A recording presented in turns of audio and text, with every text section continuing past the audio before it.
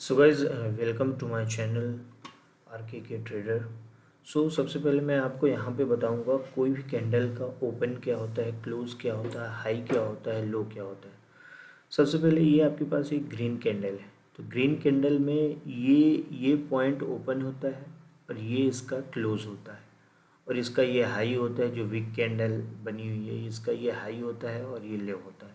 Same इसी का उल्टा रेड कैंडल में होता है। रेड कैंडल में ग्रीन कैंडल में यहाँ पे ओपन होता है, तो यहाँ पे हम इसको क्लोज मानेंगे और ये इसके ऊपर ओपन। हाई और लो दोनों का सेम होता है। आप यहाँ पे समझ गए हैं कैसे करते हैं। रेड कैंडल में अगर किसी रेड या ग्रीन कैंडल में वीक कैंडल नहीं है तो यही होता है ओपन, यही होता है लो और यही होता है हाई और यही होता है close. So this is the main thing. Thank you.